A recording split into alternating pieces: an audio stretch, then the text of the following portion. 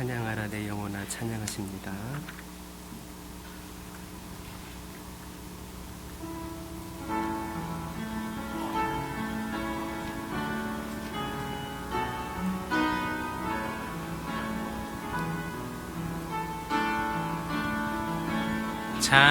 찬양하라 내 영혼아 찬양하라 내 영혼아 온 마음과 정성 다하여 주 찬양 경배하라 내 영혼아 경배하라 내 영혼아 경배하라 내 영 온 마음과 정성 다하여 온 마음과 정성 다하여 주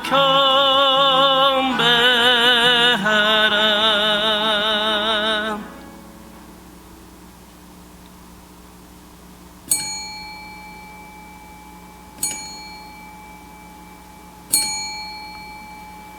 다 함께 묵상 기도 드리심으로 창조절 6째 주일 예배를 하나님께 드립니다. 여호와여 주의 도를 내게 보이시고 주의 길을 내게 가르치소서. 주의 진리로 나를 지도하시고 교훈하소서. 주는 내 구원의 하나님이시니 내가 종일 주를 기다리나이다. 아멘. 성도들의 필요를 채워주시고 은혜로운 삶을 살게 하시는 하나님 아버지, 복되고 거룩한 이날에 하나님의 안식의 복이 임하게 하시어서 세상의 모든 근심과 걱정을 덜어내고 경배와 찬양 드리게 하신 감사드립니다. 주님의 진리로 우리를 지도하시고 교훈하여 우리가 구원의 길로 가도록 인도하여 주옵소서. 오늘도 하나님께서 베풀어 주실 말씀을 기다리오니 주의 말씀을 충만히 받고 믿음으로 겸손하게 거듭난 새 사람이 되게 하옵소서. 예수님의 이름으로 기원하옵나이다. 아멘. 주가 일하시네 찬양하시겠습니다.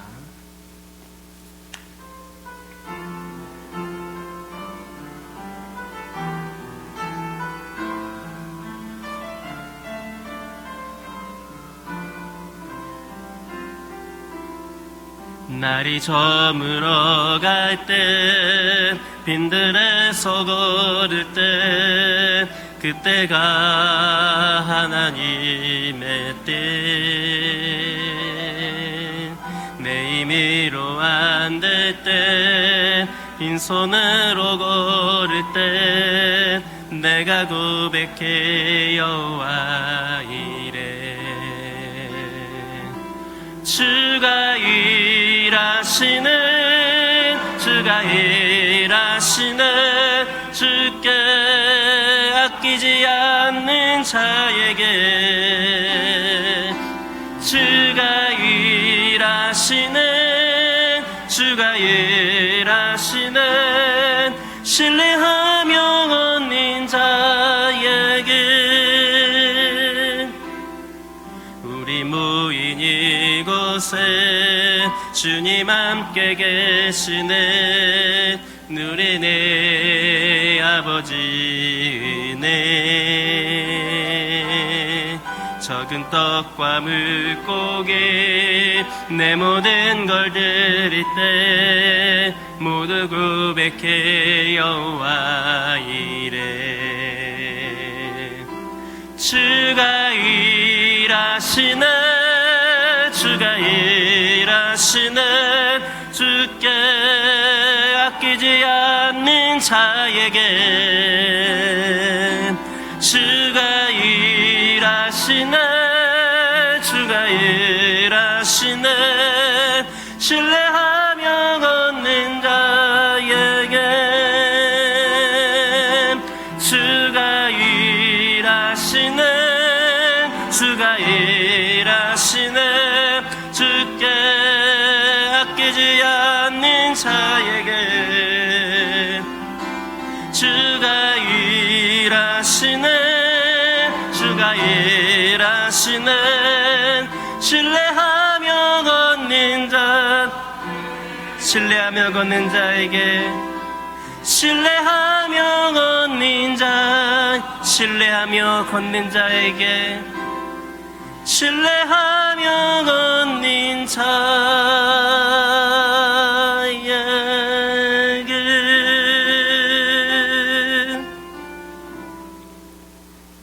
자리에 앉으셔서 성시교독 52번입니다.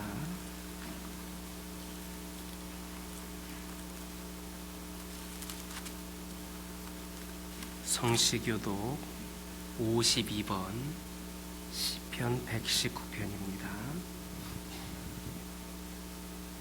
52번 119편 시편 119편을 함께 교독합니다. 청년이 무엇으로 그의 행실을 깨끗하게 하리이까? 주의 말씀만 지킬 따름이니이다. 내가 전심으로 주를 찾았사오니 주의 계명에서 떠나지 말게 하소서. 내가 주께 범죄하지 아니하려 하여 주의 말씀을 내 마음에 두었나이다. 찬송을 받으실 주 여호와여, 주의 율례들을 내게 가르치소서. 내가 주의 법도들을 작은 소리로 읊조리며 주의 길들에 주의하며 주의 율례들을 즐거워하며 주의 말씀을 잊지 아니하리이다. 주의 법이 나의 즐거움이 되지 아니하였다면 내가 내 고난 중에 멸망하였으리이다. 내가 주의 법도들을 영원히 잊지 아니하오니 주께서 이것들 때문에 나를 살게 하심이니이다. 나는 주의 것이오니 나를 구원하소서. 내가 주의 법도들만 찾았나이다. 악인들이 나를 멸하려고 엿보으나 나는 주의 증거들만을 생각하겠나이다. 내가 보니 모든 완전한 것이 다 끝이 있어도 주의 계명들은 심히 넓으니이다. 내가 주의 법을 어찌 그리 사랑하는지요. 내가 그것을 종일 작은 소리로 읊조리나이다. 아멘. 이 시간 지난 한 주간의 삶을 돌아보면서 참회의 기도를 하나님께 드립니다.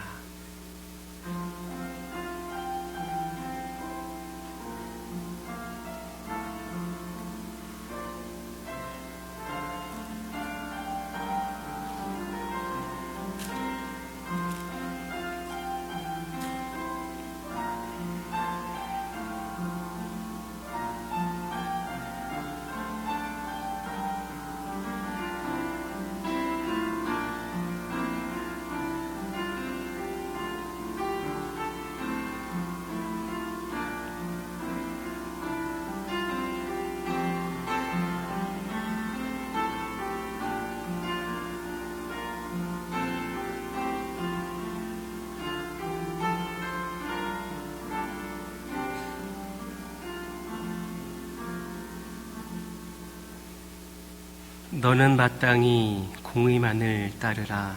그리하면 내가 살겠고 내 하나님 여호와께서 내게 주시는 땅을 차지하리라. 아멘. 찬송 21장입니다.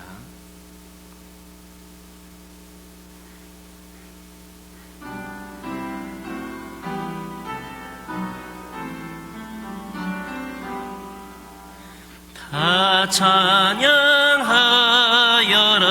전능왕 창조의 주께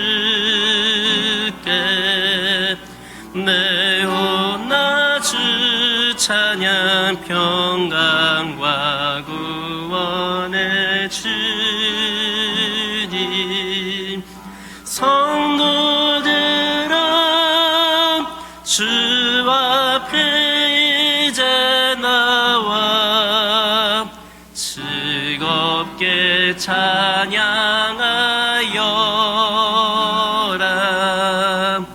다 찬양하여라. 놀라운 만유의 주께 보게 한 날 내게 맨날 품어주시는 주님, 성도들아 주님의 뜻 안에서 내 소원 다 이루리라. 다 찬양하여라. 온 몸과 마음을 바쳐 만물의 주 앞에 다 나와 찬양. 성도들아 기쁘게 소리 높여 영원히 찬양하여라.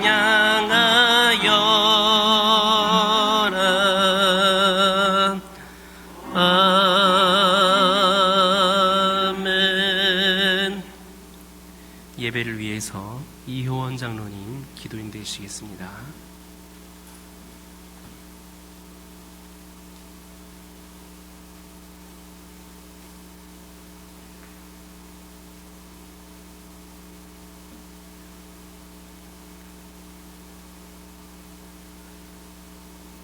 전능하시고 영원하신 하나님, 감사와 찬송을 드립니다. 지나간 한 주간 동안도 저희들에게 기도할 수 있는 은혜를 주시고 또 말씀을 깨닫고 이해할 수 있도록 지혜를 주시고, 그리고 성령께서 저희 마음과 모든 범사를 구속하여 주셔서 날마다 하나님께 영광 돌릴 수 있는 충만한 삶을 살 수 있도록 인도해 주셔서 이 모든 공로를 독생자 예수님을 주신 우리 아버지께 모든 영광 돌려드립니다. 아버지, 오늘도 제사함 받은 백성들, 그리고 영원한 생명을 주신 믿음의 건속들이 귀한 전에 나와서 예배를 드립니다. 우리 하나님께서 이 자리가 얼마나 귀한 생명의 자리인 줄을 저희들이 감사하며 마음과 뜻과 성품을 다해서 살아계신 우리 아버지 앞에 예배할 수 있는 복된 심령 될 수 있도록 성령께서 역사해 주시옵소서. 아버지, 저희들이 또 살아오면서 곰곰이 생각해 보니 하나님의 방법대로 살지 못한 것이 너무나 많습니다. 입술로는 주여 주여 하면서 삶은 내 욕심과 내 고집대로 살아온 것 하나님 용서하여 주시옵소서. 저희들의 소망은 하나님의 방법대로 사는 것만이 승리할 수 있는 방법이라고 성경은 가르쳐주고 있습니다. 아버지여, 가인이 그렇게 똑같은 정성과 수고와 노력을 들여서 제사장을 준비했지만 우리 하나님께서는 거절하셨습니다. 그것은 다름 아니라 하나님의 방법대로 상을 차리지 않고 사람의 방법대로 했기 때문에 그는 족보에서조차도 삭제되는 아버지와 슬픈 인생이 됐다는 사실을 깨닫고 하나님의 방법대로 살지 않는 기독교인은 하나님께 영광 돌릴 수 없다는 것을 깊이 깨닫게 도와 주옵소서. 아버지여, 아론의 두 아들이 왜 죽었습니까? 하나님께서 정해주신 방법대로 불을 지피지 않고 엄한 불로 불을 지핌으로 하나님께서 내 방법대로 하지 않으면 모든 것이 죽는다는 본을 보이셨습니다. 그뿐입니까? 우리는 언약궤를 옮기며 그 정성을 다하고 충성심을 다해서 떨어지는 언약궤를 붙잡았지만 그 선행이 무슨 죄가 있어서 죽겠습니까? 아버지, 그것은 기본부터 그 방법이 달랐기 때문입니다. 제사장들이 어깨로 메고 움직여야 할 그 귀한 것을 덜컹대는 마차에 싣고 옮겼으니 그 기본 자체가 잘못됐기 때문에 엄한 사람이 죽었다는 것을 알 수가 있습니다. 아버지의 교회 역시 마찬가지입니다.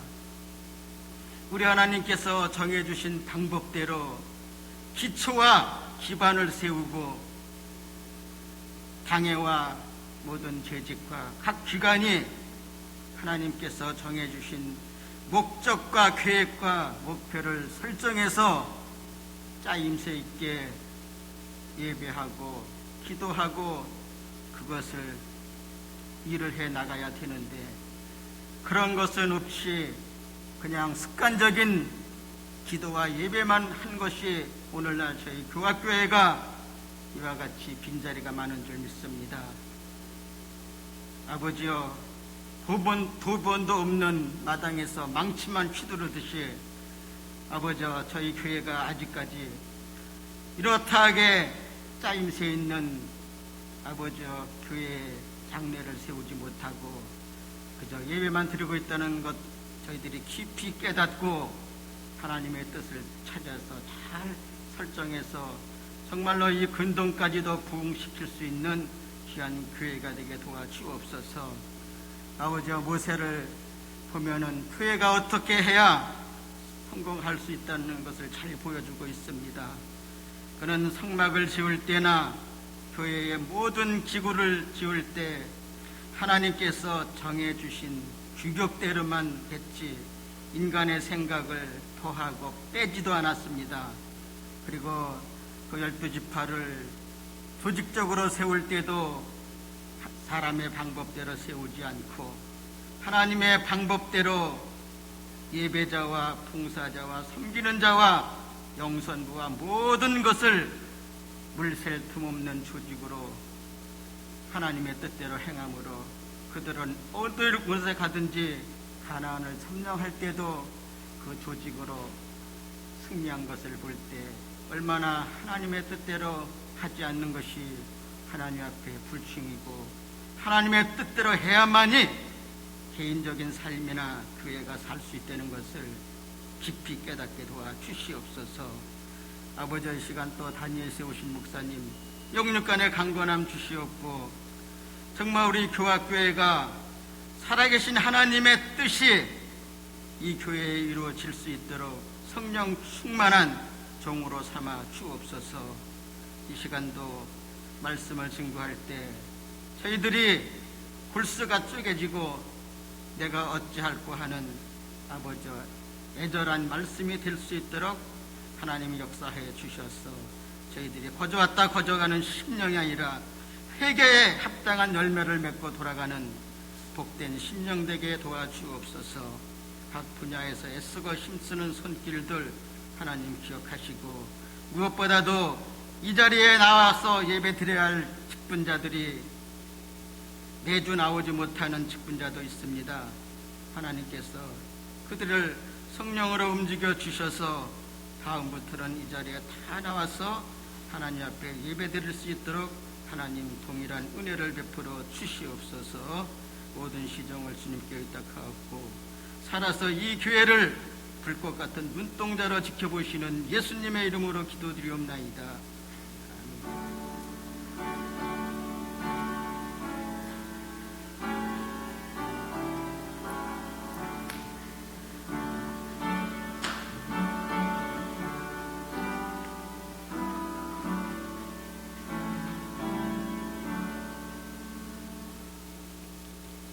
하나님께서 오늘 우리에게 주신 말씀은 요한복음 18장 12절에서 27절입니다.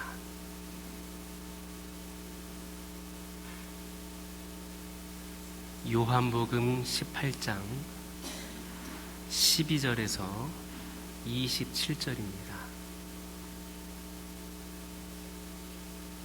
저와 여러분들이 한 절씩 교독합니다.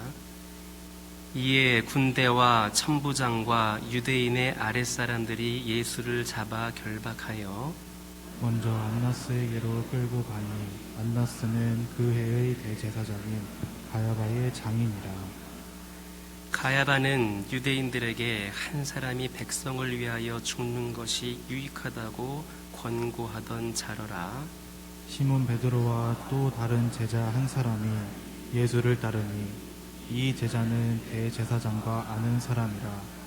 예수와 함께 대제사장의 집들에 들어가고 베드로는 문 밖에 서 있는지라 대제사장을 아는 그 다른 제자가 나가서 문 지키는 여자에게 말하여 베드로를 데리고 들어오니 문 지키는 여종이 베드로에게 말하되 너도 이 사람의 제자 중 하나가 아니냐 하니 그가 말하되 나는 아니라 하고 그때가 추운 고로 종과 아랫사람들이 불을 피우고 서서 쬐니 베드로도 함께 서서 쬐더라.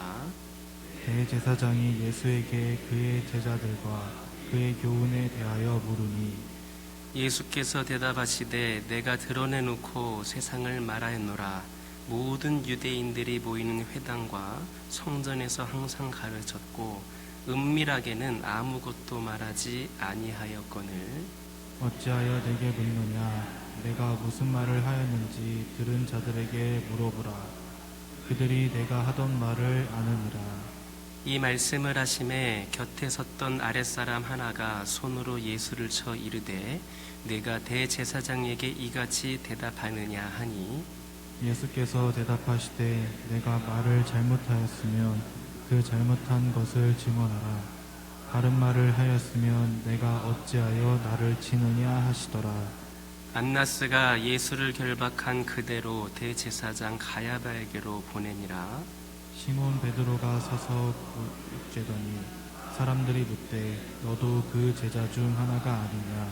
베드로가 부인하여 이르되 나는 아니라 하니 대제사장의 종 하나는 베드로에게 귀를 잘린 사람의 친척이라 이르되 내가 그 사람과 함께 동산에 있는 것을 내가 보지 아니하였느냐. 이에 베드로가 또 부인하니 곧 닭이 울더라. 아멘.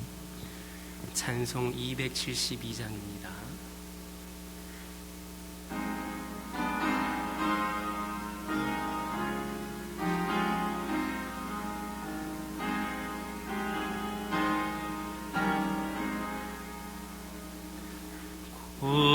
고통의 멍에 벗으려고 예수께로 나갑니다. 자유와 기쁨 베푸시는 주께로 갑니다. 병든 내 몸이 튼튼하고 인궁한 삶이 구해지며 죄악을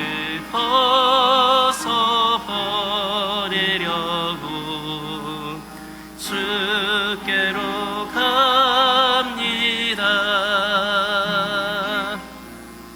난패와 실망당한 뒤에 예수께로 나갑니다.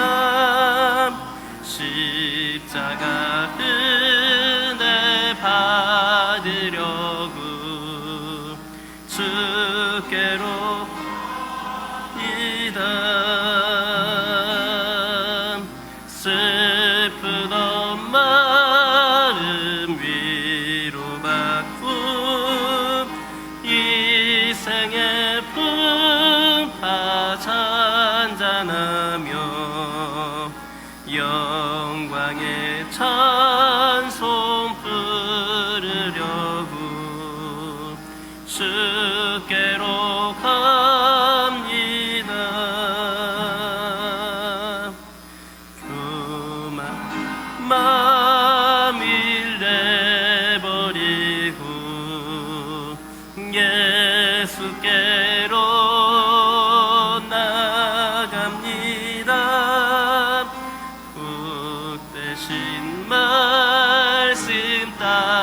따르려고 주께로 갑니다. 실망하리 몸 힘을 얻고 예수의 크신 사랑 받아 하늘의 기쁨 맛보려고 주께로 갑니다.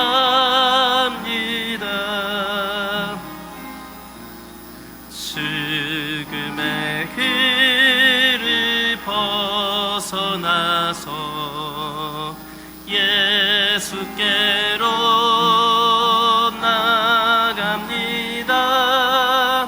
영원한 집이 바라보고 주께로 갑니다. 멸망의 포구헤어 나와 평화의 나라 다다라서 영광의 주를 배우려고 주께로 갑니다.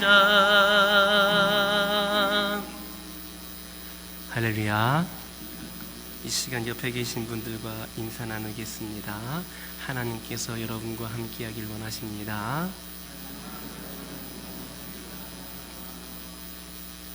다시 한번 인사 나누겠습니다. 하나님 손 꼭 붙잡고 승리하시기 바랍니다.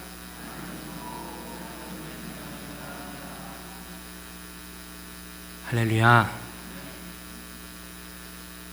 장마철에는 비가 오지 않던데 장마가 다 지나고 나니까 비가 오기 시작했습니다. 여러분들은 어떻습니까? 비가 오면 예전에는 좀 우울한 마음이 들 때도 있었고 좀 기분이 가라앉는 그런 경우도 있었을 텐데 여러분들은 어떻습니까? 저는 왠지 모르겠는데 오늘 이렇게 들리는 빗소리가 왜 이렇게 듣기 좋은지 모르겠습니다. 아까 비가 많이 왔을 때 빗소리가 들렸는데 이 안 들리는 소리가 아쉽다라고 느껴질 정도로 그렇습니다.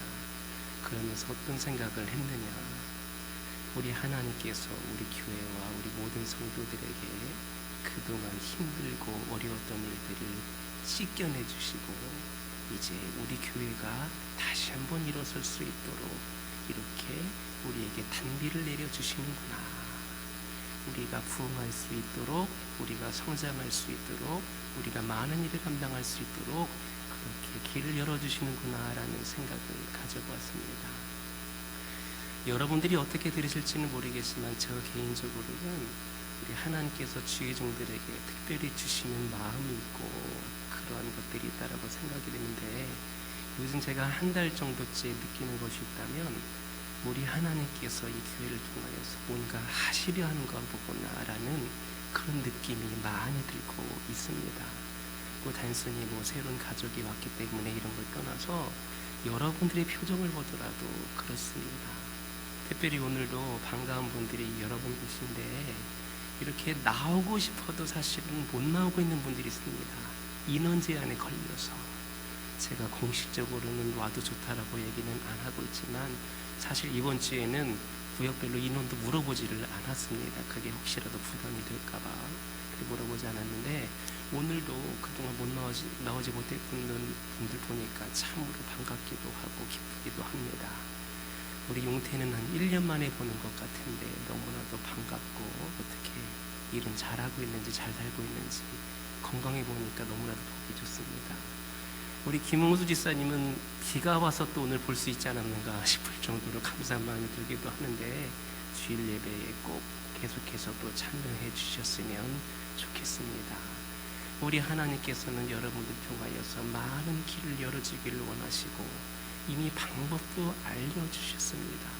우리가 복받는 가장 큰 비결은 하나님과 동행하는 것이고 하나님을 의지하는 것입니다.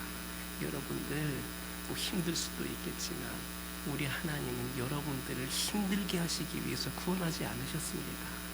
여러분에게 소망을 주시고 가장 좋은 것을 예비해 놓고 계십니다. 우린 그럴 때일수록 더 하나님께 붙잡혀 있으면 되는 겁니다. 힘들다고 멀어지는 것이 아니라 어려울 때일수록 내가 하나님 더 붙잡고 살면 되는 겁니다. 여러분들, 우리 하나님이 최고이십니다. 우리 하나님을 의지함으로 여러분들이 우리 하나님 보신 은혜 가운데 살아가시기를 주님의 이름으로 축원합니다. 오늘 본문을 보면 예수님이 드디어 체포를 당하셨습니다. 이 예수님을 체포하시기 위하여서 세 무리의 사람들이 겟세마네 동산을 찾아왔습니다. 첫째는 로마 군인들입니다.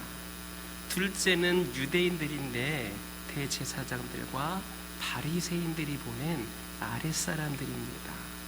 그리고 세 번째는 예수님을 팔아넘긴 가룟 유다. 이렇게 세 무리의 사람들이 찾아왔습니다. 그들은 등불과 횃불과 무기로 무장한 채 예수님을 잡으러 그 밤에 겟세마네 동산에 찾아온 겁니다. 예수님이 기도하시던 중에 그들이 도착을 하였는데 그만 제자들과 물리적인 충돌이 일어났습니다. 흥분한 베드로가 순간적으로 칼을 빼들었습니다. 이렇게 베드로가 당시에 칼을 들 수 있었던 것은 당시 열신당원들은 항상 칼을 갖고 다녔기 때문에 언제든지 이렇게 칼을 빼들 수가 있었습니다. 베드로는 대제사장의 아랫사람인 말고의 오른쪽 귀를 베었습니다. 그러자 예수님은 말고의 귀를 다시 붙여주시면서 베드로에게 칼을 집어넣으라 하셨습니다. 칼을 쓰는 자는 칼로 망한다라고 하는 가르침을 주신 겁니다. 바로 이 내용이 지난주 말씀을 통하여서 우리가 살펴보았던 내용입니다. 이제 예수님은 로마 군인들과 유대인의 아랫사람들에 의하여 붙잡혀서 결박당한 채 빌라도의 법정으로 바로 가신 것이 아니라 대제사장인 안나스의 집으로 끌려가십니다. 12절에서 14절에 있는 말씀 함께 읽겠습니다. 이에 군대와 천부장과 유대인의 아랫사람들이 예수를 잡아 결백하여 먼저 안나스에게로 끌고 가니 안나스는 그 해의 대제사장인 가야바의 장인이라. 가야바는 유대인들에게 한 사람이 백성을 위하여 죽는 것이 유익하다고 권고하던 자더라. 아멘. 당시 대제사장들은 누군가가 한 사람이 이스라엘 백성들을 위하여서 희생되어야 유익하다라고 그렇게 생각을 하고 있던 차였습니다. 우린 지금 이 읽고 있는 말씀을 통하여서 예수님이 한 군데가 아니라 두 곳에서 재판을 받으시라는 것을 알 수 있습니다. 첫 번째로 우리 예수님은 종교 재판을 받으셨습니다. 사실 정석대로 하면, 죄인이라고 하면 법정에 가서 먼저 재판을 받는 것이 맞습니다. 하지만 예수님은 로마 법정으로 가셨어야 했는데 대제사장 안나스에게 먼저 끌려가서 신문을 받고 묶인 채로 가야바의 집으로 끌고 그렇게 끌려가셨습니다. 이것은 유대인들이 예수님께 종교 재판을 시도한 것으로 볼 수 있습니다. 그냥 죄를 지었다라고 하기에는 잡을 만한 것이 없으니까 그들에게 밉보였던 예수님을 잡기 위하여서 종교 재판으로 처벌을 하려고 했던 겁니다. 성경이라든지 영화 패션 오브 더 크라이스트를 보면 예수님이 붙잡혀 끌려가시면서 고난당하시는 장면을 실감나게 묘사하고 있습니다. 특히 안나스의 집으로 끌려가시는 장면은 얼마든지 상상할 수 있는 부분입니다. 과연 그들이 우리 예수님을 곱게 끌고 갔겠습니까? 아무튼 이 로마 군인들과 대제사장들과 유대인의 이 아랫사람들은 예수님을 붙잡아서 안나스에게로, 대제사장인 안나스에게로 끌고 갔습니다. 두 번째는 법정 재판입니다. 아마도 여러분들은 로마의 법정에서 예수님께 아무 죄가 없다는 판결을 내린 것을 잘 알고 계실 겁니다. 예수님께서는 이렇게 두 곳에서 재판을 받으셨습니다. 여기에서 근데 우리는 재미있는 사실을 발견할 수 있습니다. 바로 베드로의 행동과 관련된 겁니다. 베드로는 3년 동안 예수님을 충실하게 따라다닌 수제자격인 그런 사람입니다. 그는 정이 많고 혈기가 왕성하며 사고형의 사람이라기보다는 행동형의 사람이었습니다. 자신의 목숨을 걸고 예수님을 따르겠다라고 큰 소리 쳤던 사람입니다. 그리고 예수님이 위기가 닥치자 순간적으로 칼을 빼들고 행동으로 옮긴 사람, 그가 바로 베드로였습니다. 이런 적극적이고 열정적이며 헌신적인 베드로가 예수님께서 체포당하시는 이 순간부터는 미신적인 행동을 보이기 시작합니다. 베드로뿐만 아니라 모든 제자들이 평소와 다른 행동을 보였습니다. 마가복음 14장 51절에서 52절 보면 한 청년이 벗은 몸에 배 이불을 두르고 배 혼이불을 두르고 예수를 따라가다가 무리에게 잡힘에 배 혼이불을 버리고 벗은 몸으로 도망하니라 라는 기록이 있습니다. 여기에서 배 혼이불을 버리고 벗은 몸으로 도망친 청년, 그가 누구인지 우리는 너무나도 궁금합니다. 그런데 대체적으로 성경학자들, 신학자들에 의하면 이 청년, 그렇게 벗은 몸으로 도망갔던 그 청년은 마가복음을 기록한 마가 자신이 아닐까 그렇게 판단을 하고 있습니다. 또 누가복음 22장 54절을 보면 예수를 잡아 끌고 대제사장의 집으로 들어갈새 베드로는 멀찍이서 따라가니라. 그렇게 충실하게 그렇게 따랐던 제자 베드로가 멀찍이서 따라가니라 이렇게 기록하고 있습니다. 베드로는 하시는 것을 보고 나서 그렇게 멀찍이 예수님을 멀찍이서 따랐습니다. 무슨 말입니까? 예수님께 가까이 가자니 용기는 나지를 않았고 또 도망을 가자니 양심에 찔려서 붙잡히지 않을 정도로 멀리 거리를 두어서 떨어져서 따라갔다라는 겁니다. 이렇게 베드로가 멀찍이 떨어져서 예수님을 따라간 이유는 겁이 났기 때문입니다. 자기도 그렇게 붙잡힐까 봐 겁이 났기 때문입니다. 칼을 빼들고 말고의 귀를 쳤던 만큼 용감했던 베드로가 갑자기 이 두려움에 사로잡힌 겁니다. 우리는 주변에서 주님을 믿고 따르는데 확실히 믿자니 자신은 없고 교회에 안 다니자니 벌을 받을 것 같은 생각에 교회에 나오는 경우도 있지만 꼭 항상 늦게 와서 일찍 가는 사람을 볼 수가 있습니다. 그런 사람들은 교회 행사나 사역에도 절대로 참여하지 않습니다.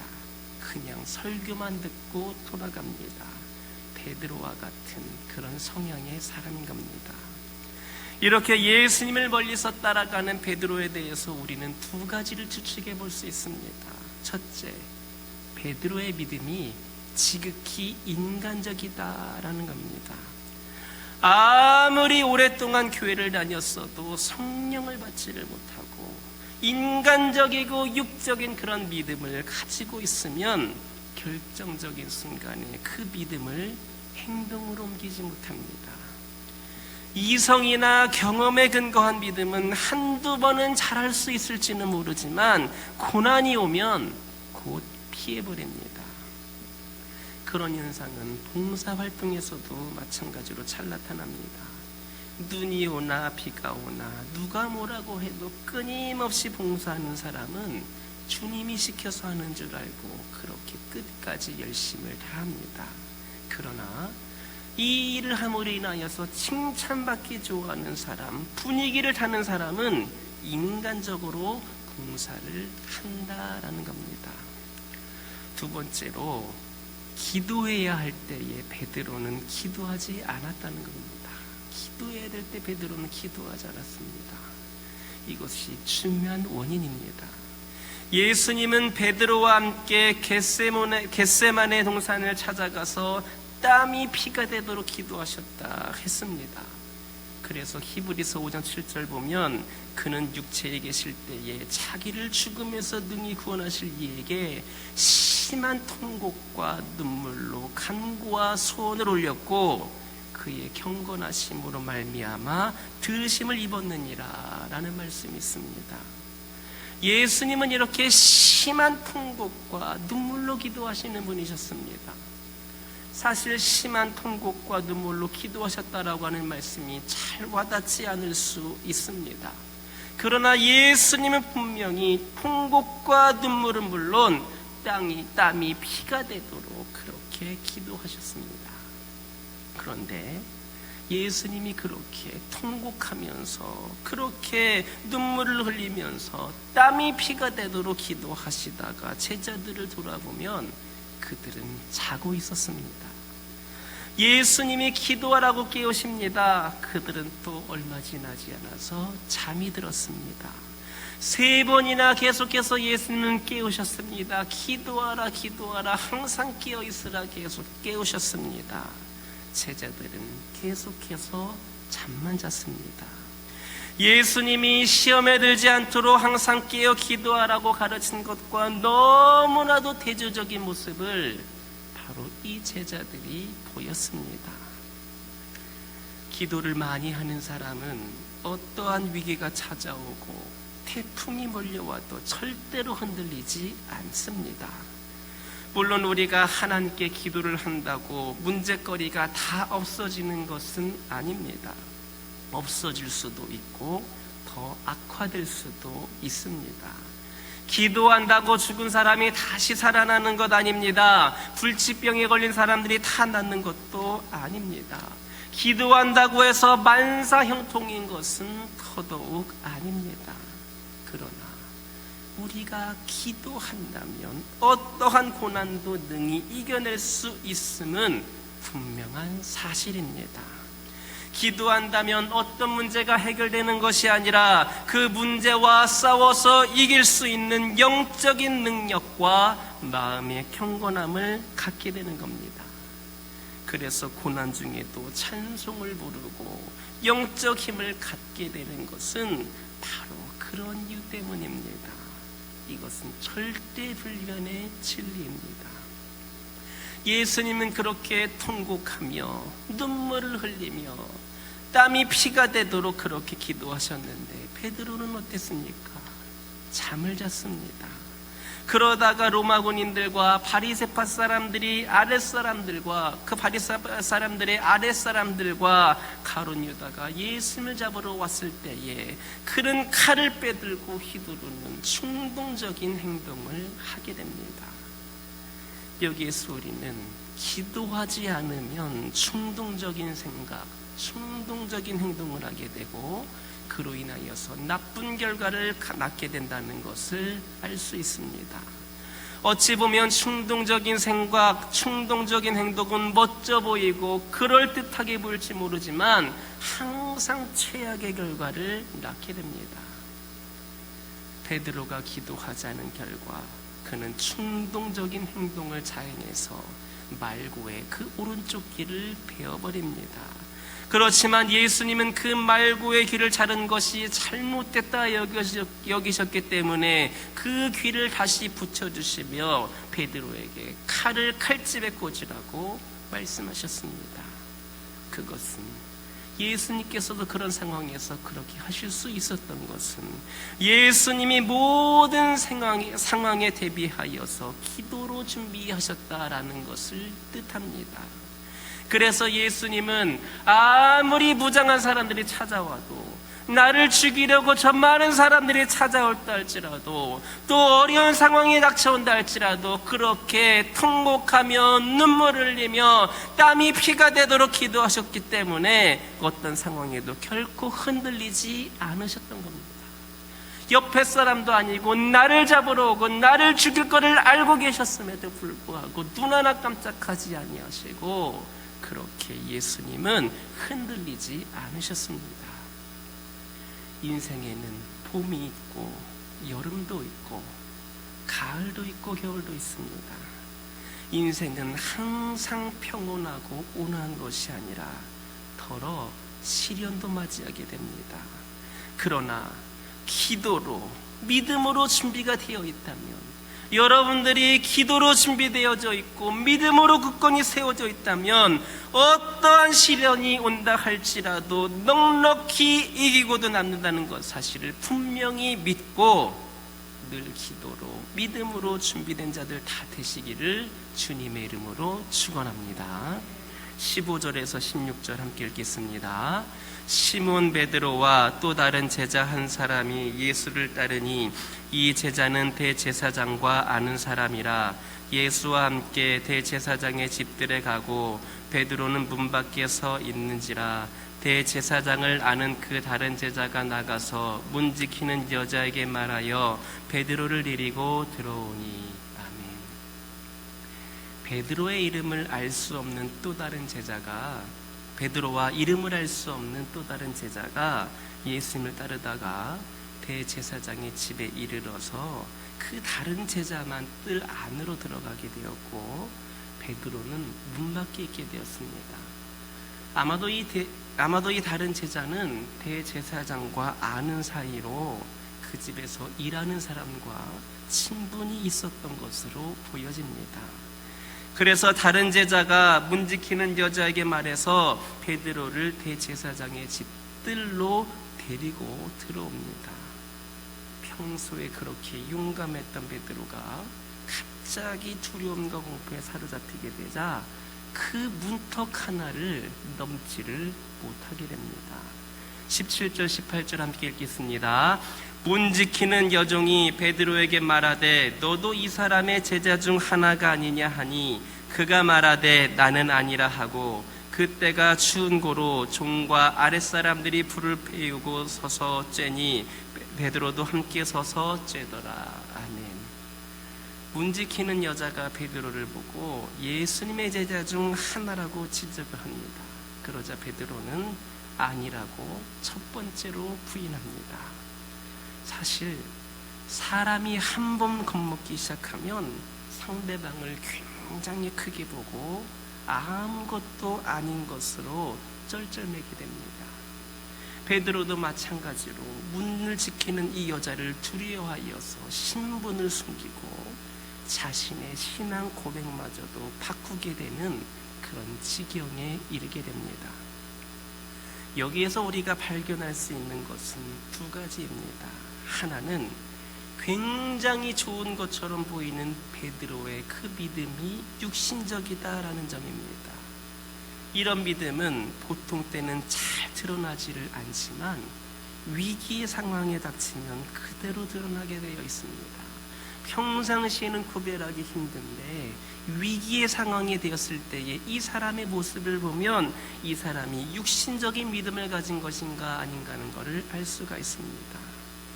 우리가 가진 믿음이 진짜인가 가짜인가를 알려면 우선 누가 옆에서 욕을 해보면 알 수가 있을 겁니다. 그에 대한 반응을 통해서도 볼 수 있습니다. 주위에서 힘들게 하면 우리의 믿음이 인간적인 것인지 성령님에 의한 것인지를 알 수 있다라는 말입니다. 가장 쉬운 방법으로는 오른쪽 뺨을 때리면 왼쪽 뺨을 내밀 것인지 아닌지로 알 수 있습니다.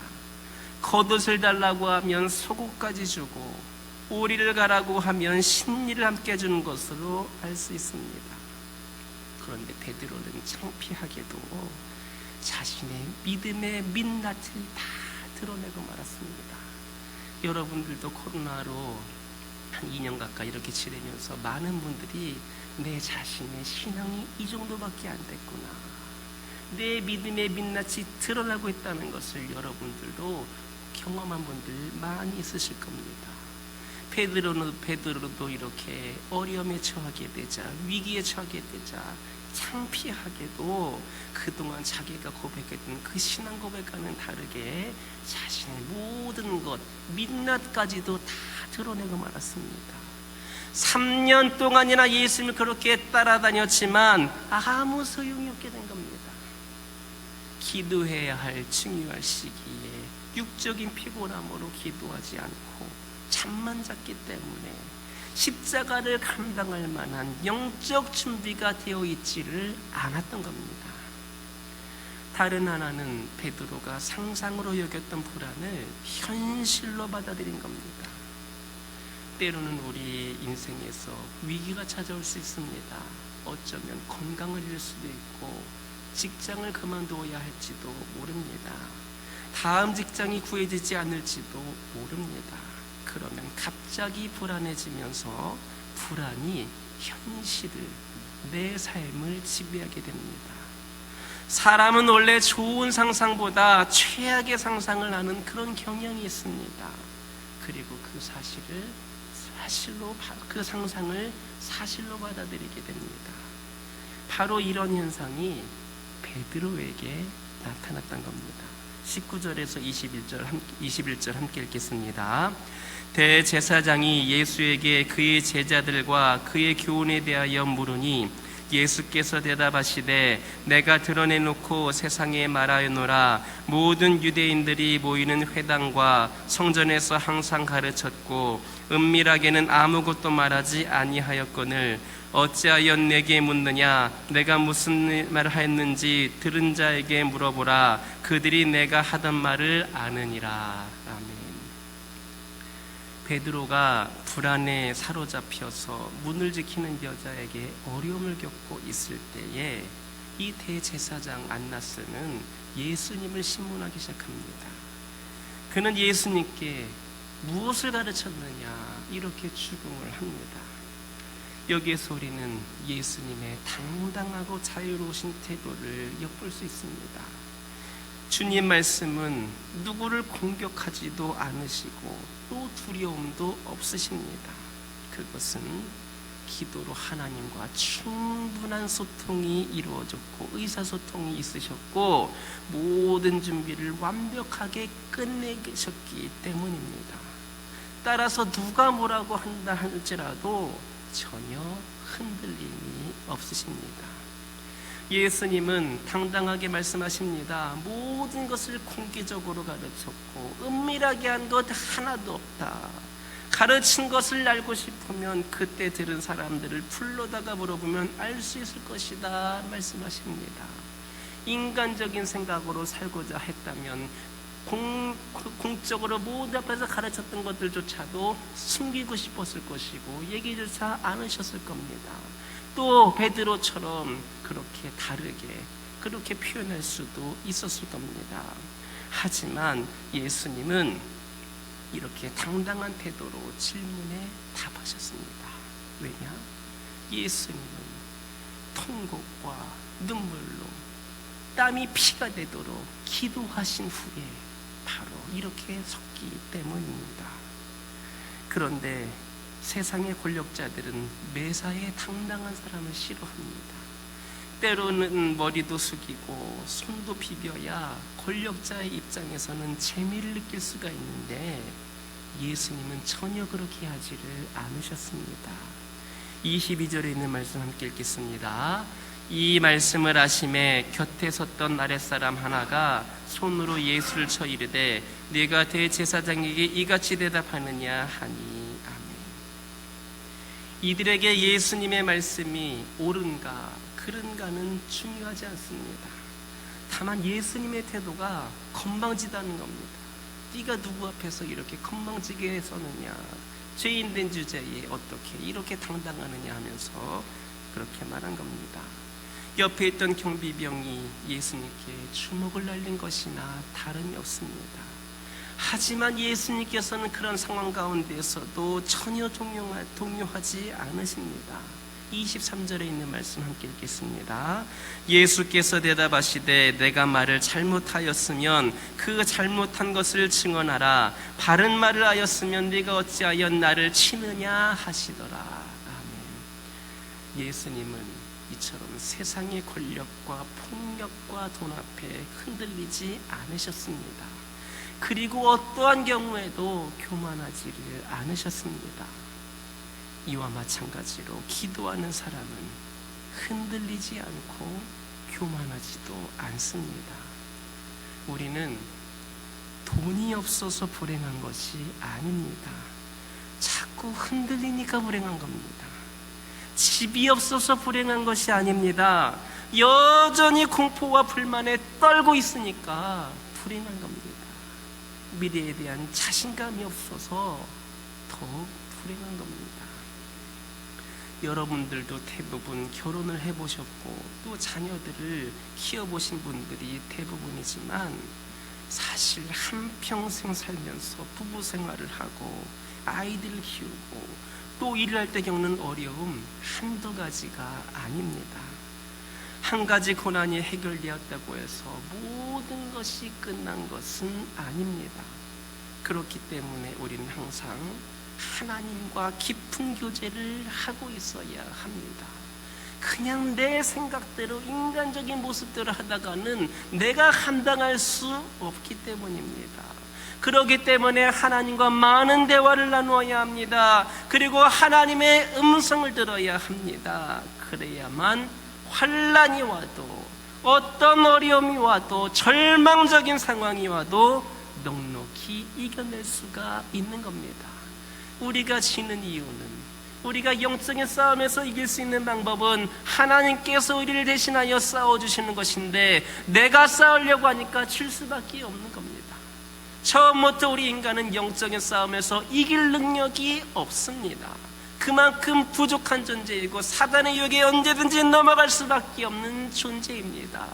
따라서 내가 이기기 위하여서는 언제든지 우리 하나님의 음성을 의지하고 주님과 동행하야지만 우리가 그 어려운 싸움에서, 어려운 상황에서도 넉넉히 이길 수가 있는 겁니다. 고난은 파도와 같은 겁니다. 파도는 가만히 있지 못하고 항상 일렁입니다. 그 일렁거리는 물이 뚝을 넘으면 홍수가 나는 것이고 사고가 납니다. 다만 우리는 이 일렁이는 물이 뚝을 넘지 않도록 항상 깨어 있어 주의해야 하는 겁니다. 24절에서 27절 함께 읽겠습니다. 안나스가 예수를 결박한 그대로 대제사장 가야바에게로 보내니라. 시몬 베드로가 서서 물을 쬐더니 사람들이 묻되 너도 그 제자 중 하나가 아니냐? 베드로가 부인하여 이르되 나는 아니라 하니 대제사장 중 하나는 베드로에게 귀를 잘린 사람의 친척이라 이르되 내가 그 사람과 함께 동산에 있는 것을 내가 보지 아니하였느냐? 이에 베드로가 또 부인하니 곧 닭이 울더라. 아멘. 불을 쬐며 함께 있던 사람들이 베드로에게 당신도 예수의 제자 중 한 명이지요? 이렇게 묻습니다. 그런데 베드로는 아니라고 두 번째로 부인합니다. 그리고 함께 불을 쬐고 있던 사람들 중 한 사람은 대제사장의 아랫사람으로 베드로가 칼을 들어서 귀를 베어버린 말고의 친척이었습니다. 그래서 그가 베드로에게 예수님과 함께 겟세마네 동산에 있었던 것을 보았다라고 증거를 대자 그는 세 번째로 아니라고 그렇게 부인을 합니다. 다른 성경을 보면 베드로는 예수님을 저주하면서까지 부인했다, 이런 기록도 있습니다. 그리고 나서 닭이 울기 시작했습니다. 여기에서 우리가 교훈을 얻을 수 있는 것은 고난을 두려워하지 말고 기도하지 않는 것을 두려워해야 한다는 겁니다.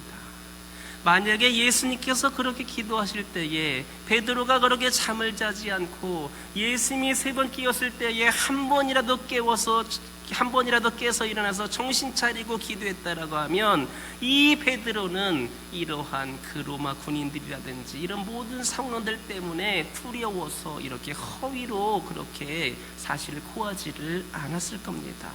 두려워하지 않았을 겁니다. 그가 기도로 준비되어 있지 않기 때문에 그의 믿음은 육적인 것이었기 때문에 이 고난 앞에서 무너질 수밖에 없었던 겁니다. 우리는 고난을 두려워할 것이 아니라 기도하지 않은 것을 두려워해야 합니다. 여러분들이 이 자리에 있다 할지라도 평상시에 내가 기도를 안 하고 있다면 그러면 두려워할 수밖에 없음을 기억하시기 바랍니다. 그러나 내가 매일같이 기도하고 날마다 우리 주님과 교제한다면 어떤 두려움과 시련이 온다 할지라도 두려워하지 않는다라는 겁니다. 우리가 기도로서 하나님과 깊은 관계를 맺으면 어떠한 고난이나 슬픔이 와도 충분히 승리할 수 있습니다.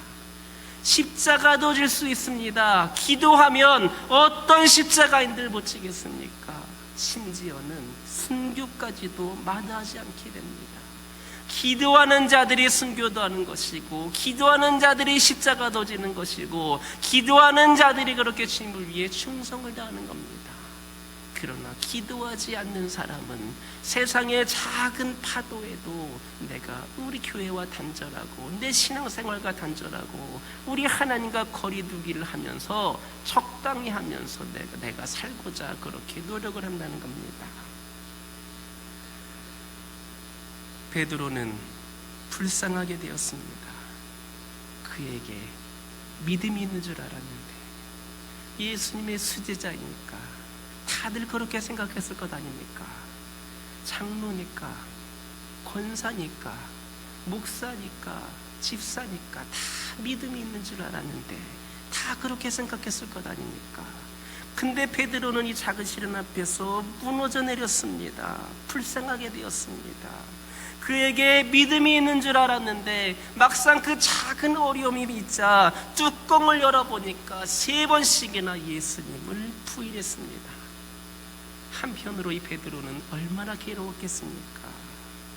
예수님께서 그렇게 될 거다라고 예언까지 하셨는데 그대로 되고 나서 자기의 믿음 없음으로 인하여서 얼마나 괴로웠겠습니까? 사람들은 이제 어떻게 쳐다볼까? 그 신앙의 동역자들, 자신들의 제자들, 수많은 사람들을 어떻게 볼 수 있을까? 얼마나 괴로웠겠습니까? 그는 닭이 울자 예수님의 말씀을 기억하고 밖으로 나가서 그때서야 심히 통곡했습니다. 예수님은 기도하면서 통곡하고 눈물을 흘리고 땀이 피가 내도록 기도하셨는데 이 베드로는 그때 기도하지 않고 뒤늦게야 모든 상황들이 일어난 다음에 후회하며 통곡에 눈물을 흘렸습니다. 주님 안에서 고난이나 핍박이나 위기를 두려워하지 마시기 바랍니다. 주어진 문제 해결을 위해 망설이지 마시기 바랍니다. 하나님께서는 우리에게 고난이 닥칠 줄을 알고 계시고 기도로 준비하게 하시며 깊은 교제를 나누기를 원하십니다. 그래서 우리는 기도로 준비하고 하나님과 깊은 교제를 나눌 때에 어떠한 고난 앞에서도 웃을 수 있습니다. 주님은 우리의 사정을 모두 알고 계시기 때문입니다. 여러분들이 교회에 와서 다 웃고 있는 것 같고 다 밝은 모습으로 서로 오랜만에 만나서 인사하는 것 같지만 분명 여러분 가운데 힘든 거 있는 줄 우리 하나님 아십니다. 속으로는 얼마나 울고 싶겠습니까? 얼마나 여러분들 통곡하고 싶으십니까? 옆에 있는 성도들에게 좀 부끄러우니까 또 말도 못하겠습니까? 그냥 혼자 삭히고 있는 것들 얼마나 많으십니까? 우리 주님은 그럴 때에 우리가 기도하기를 원하십니다. 네가 기도로 준비하고 네가 나와 교제를 나눌 때에 어떠한 고난 앞에서도 웃을 수 있다라고 그렇게 말씀하고 계십니다. 우리 하나님은 이미 우리가 경험했고 또 지금 경험하고 있는 것뿐만 아니라 앞으로 우리가 경험하게 될 모든 고난과 환난과 어려움까지도 다 알고 계시기 때문입니다. 그러므로 여러분 다른 것 말고 기도하시기 바랍니다. 기도하지 않으면 어떻게 되는가? 예수님의 제자들, 특히 우리는 베드로의 모습을 통하여서 이 시간 깨달을 수 있습니다. 기도하는 사람은 고난이나 핍박이나 위기가 두렵지 않습니다. 그리고 우리 하나님께서 우리에게 원하시는 것이 무엇인지도 잘 알고 있습니다. 그러므로 어떠한 상황에서든지 언제나 기도하고 하나님과 깊은 교제를 나눌 수 있는 저와 여러분 되기를 주님의 이름으로 축원합니다. 아멘. 기도하겠습니다. 사랑의 하나님 감사합니다. 오늘 베드로에 대한 말씀을 통하여서 기도하지 않는 자의 모습, 그들의 최후에 대해서 살펴볼 수 있도록 인도하시는 애 감사드립니다. 환란이 왔을 때에 또 앞으로 닥칠 일에 대해서 두렵거나 떨거나 흔들리는 것이 아니라 내가 지금 기도하고 있지 않는 것에, 내가 지금 하나님과 교제하고 있지 않는 것에 두려워 떨 수 있는 자들이 되기를 원합니다. 이 세상에서 벌어지는 모든 상황과 여건들은 내 힘으로는 감당할 수 없는 것들입니다. 우리 하나님께서 함께 하셔야 이 어려운 위기도 이겨내고 극복할 수 있음을 믿게 하여 주시고, 날마다 기도하며 승리하며 나아가는 우리 모든 성도들 되게 하여 주옵소서. 예수님의 이름으로 기도드립니다. 아멘. 봉헌 찬송 524장입니다.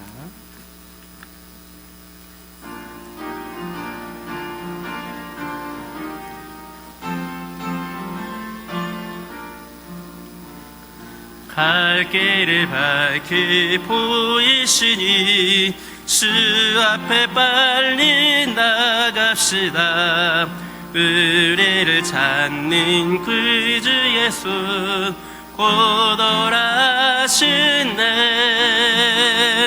죄악 벗은 우리 영혼은 기뻐 뛰며 주를 보겠네. 하늘에 계신 주 예수를 영원히 섬기리. 의뢰를 오라 하시는 말 기쁘게 듣고 순종하세. 그 주를 믿게 지체 말고 속속히 나가세.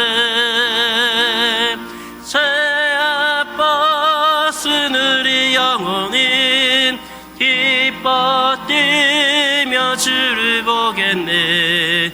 하늘에 계신 주 예수를 영원히 섬기리. 주 오늘 여기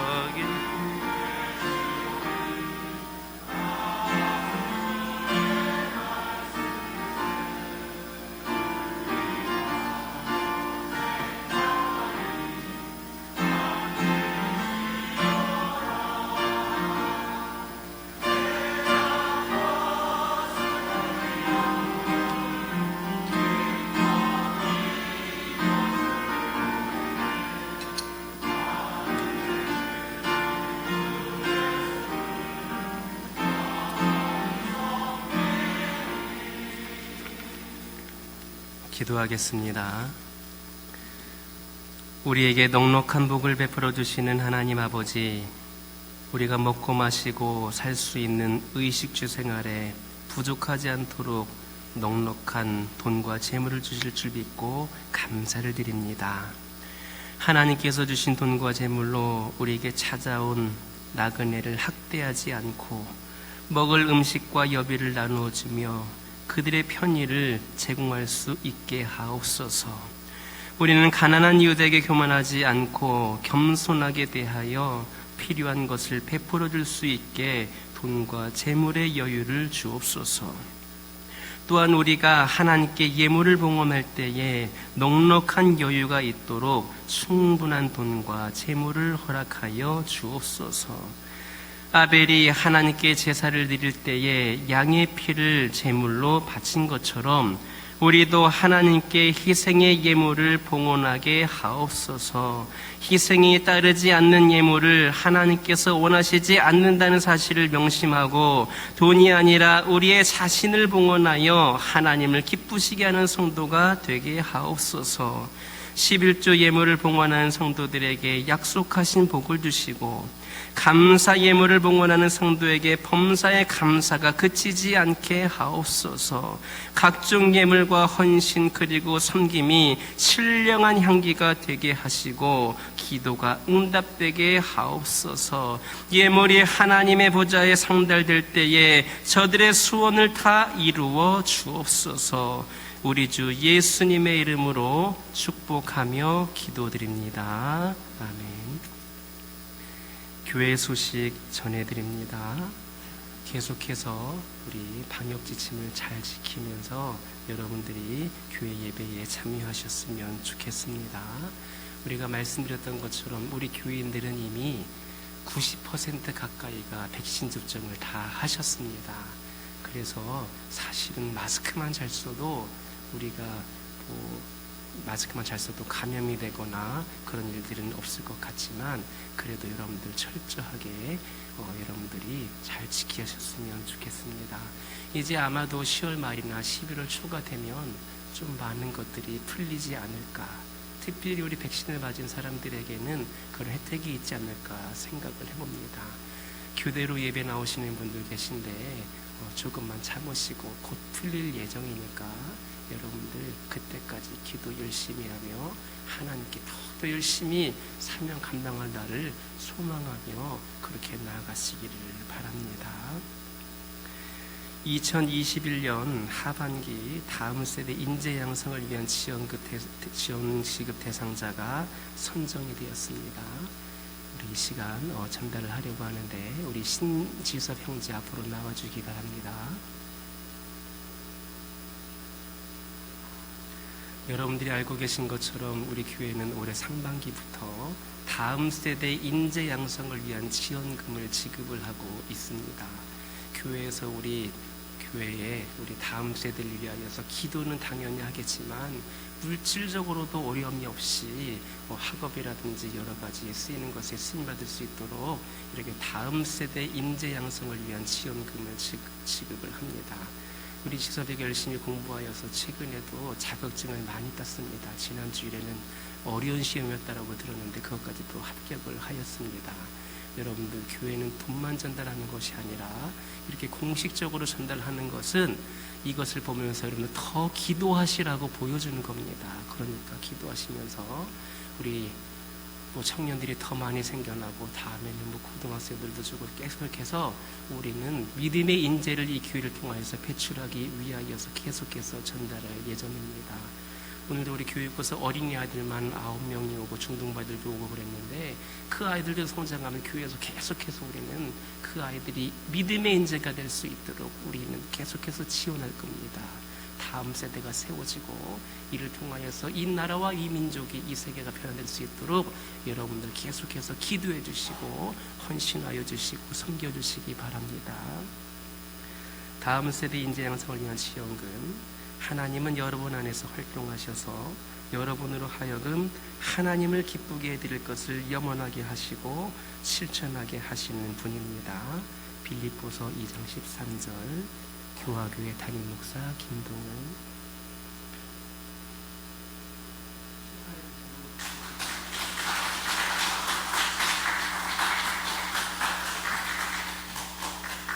네, 잠깐 서 계시고 제가 기도하겠습니다. 잠깐 서 있으면 제가 기도하겠습니다. 사랑의 하나님 감사합니다. 세상에 수많은 교회들이 힘들고 어렵다고 하는데 우리 교회가 다음 세대의 믿음의 인재를 양성하기 위하여서 이번에도 이렇게 지원금을 지급할 수 있도록 은혜를 주심에 감사를 드립니다. 우리 신지섭 형제를 주님께서 기억하여 주시고 이 아들 가운데 더욱더 믿음이 강건하여지게 하여 주시고 믿음의 인재로 거듭나서 수많은 다음 세대들에게 롤모델이 될 수 있는 귀한 아들 되게 하여 주시고 아버지 하나님 우리 지섭 청년을 중심으로 하여서 많은 또 믿음의 인재들이 이 교회를 통하여 배출되어서 하나님께 영광 올려드리는 자들 되게 하여 주옵소서. 예수님의 이름으로 축복하며 기도드립니다. 아멘. 들어가시기 바랍니다. 사랑의 편지 보내기 그리고 중고 물품 무료 나눔 여러분들이 교회를 가져다 주시면 당근마켓을 통하여서 교회 이름으로 계속해서 제공하고 있습니다. 지금도 계속해서 물건이 쌓여 있는 것 같지만 계속해서 방문을 하고 있습니다. 관심 가져주시고 조만간에 이제 또 방역 지침이 풀리게 되면 전도팀도 모이려고 합니다. 여러분들 준비하시고 함께 그 일을 감당했으면 좋겠습니다. 지난주 새로운 가족은 참고하여 주시고 우리 이수아 성도 가정이 정말로 믿음의 가정으로 바로 세워질 수 있도록 여러분들이 끊임없이 기도해 주시기 바랍니다. 전화번호는 개인정보 유출 때문에 제가 그냥 뺐습니다. 궁금한 분들은 찾아오시면 알려드리도록 하겠습니다. 여러분들 그렇게 하시고 기도해 주시고, 또 우리 저 가정에 두 아이가 나왔고 오늘도 또 사촌인가요? 또 나와서 금방 아이가 3명이 불어났습니다. 또 계속해서들 이제는 앞으로는 다음 세대의 양성금 1명 지급하는 거니라 저 아이들도 다 성장하여서 10명, 20명, 100명의 지원금을 지급할 수 있는 우리 교회가 되었으면 좋겠습니다. 기도해 주시기 바랍니다. 다 같이 일어서셔서 주기도문 송으로 하나님께 영광 올려드립니다.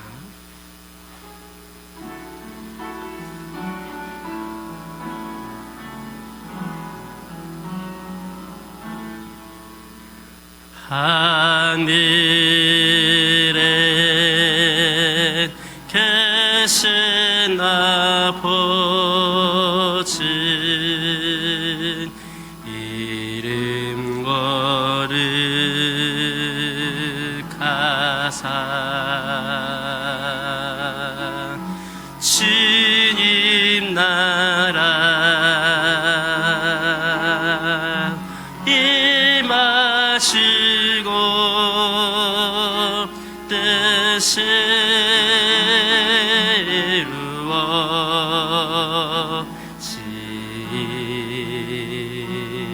이루어지이다. 일용할 양식 주시고 우리들의 근죄 다 용서하옵시고 또 시험에 들게 마시고 악에서 구원하소서. 대개 주의 나라 주의 권세 주의 영광 영원히